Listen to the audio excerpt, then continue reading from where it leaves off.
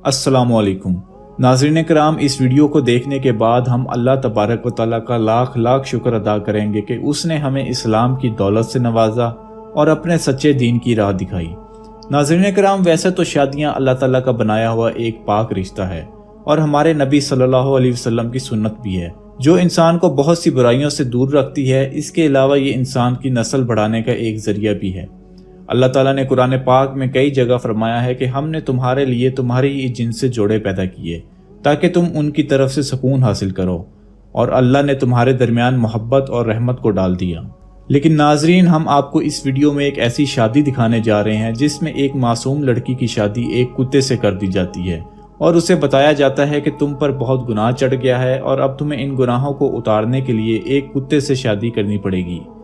ये वाकया हिंदुस्तान में मौजूद एक गांव का है, जहां पर यह माना जाता है कि लड़कियों पर गुनाह चढ़ जाता है और उनको इन गुनाहों से जान छुड़वाने के लिए कुत्तों से शादी करनी पड़ती है, और इस शादी के बाद लड़की से सारा गुनाह उतरकर कुत्ते पर चढ़ जाता है और लड़की पाक साफ हो जाती है। नाज़रीन कराम, ये वाकया सिर्फ एक लड़की का नहीं है, बल्कि इस पूरे इलाके में ये माना जाता है कि लड़की की कुत्ते से शादी करने से उस पर से सारे गुनाह उतरकर कुत्ते पर चढ़ जाते हैं। इनकी ये मान्यता सदियों से ही ऐसी चली आ रही है और ना जाने कितनी ही लड़कियों के साथ ये जुल्म किया जा चुका है। आप ये वीडियो देखिए जिसमें सारा अमल किया जा रहा है। मैंने कुत्ते से शादी इसलिए की क्योंकि गांव वाले ऐसा मानते हैं, ऐसा सोचते हैं कि मुझ में जो दोस्त है वो कुत्ते से शादी करने से वो उस पर चला जाए। माइक नंबर 1 से अगर कोई भाई हो सवाल करना चाहते हैं तो कर सकते हैं। नमस्कार जाकिर साहब, मैं एक हिंदू हूँ और टीचर भी। मैं मराठी अनुवाद का कुरान पढ़ रहा हूँ। उसमें लिखा है एक पुरुष अनेक स्त्रियों के साथ शादी कर सकते।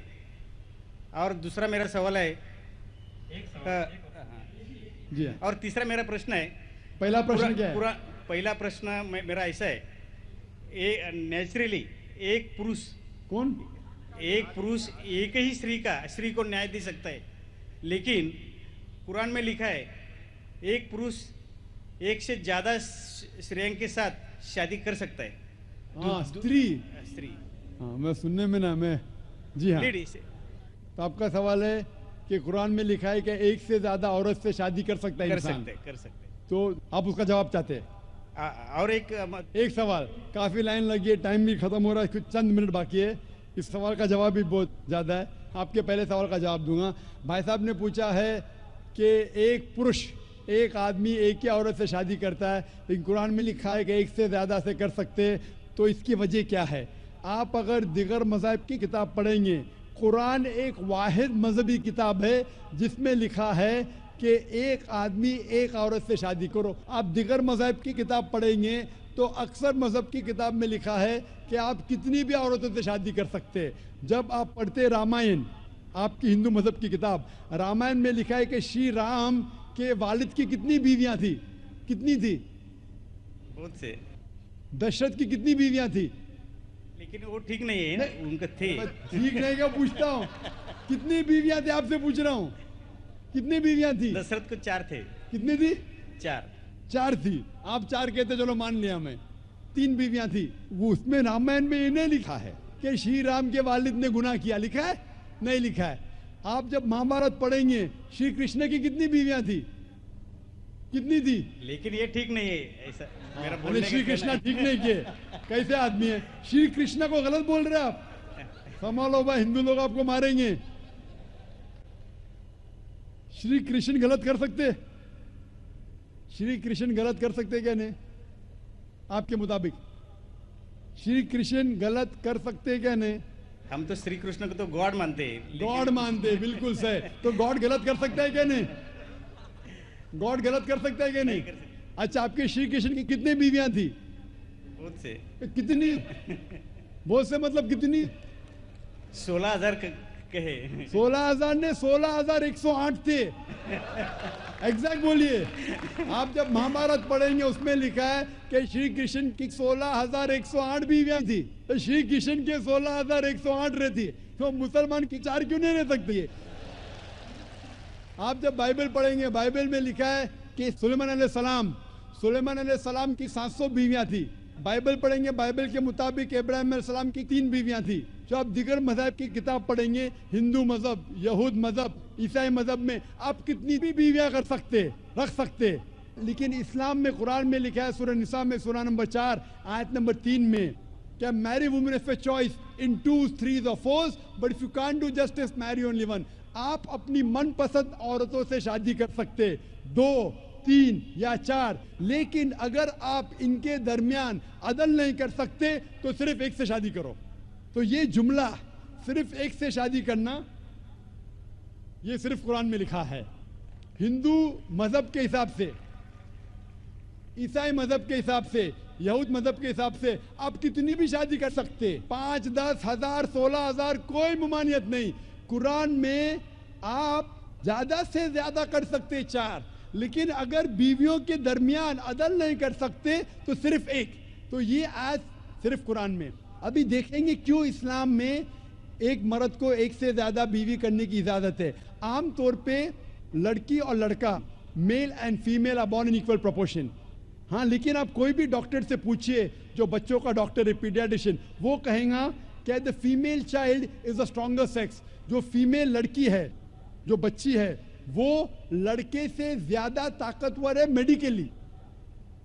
ताकतवर मतलब मेडिकल जर्म्स को फाइट करने के लिए, बीमारियों के खिलाफ लड़ने के लिए। A female child can fight the germs and disease much better.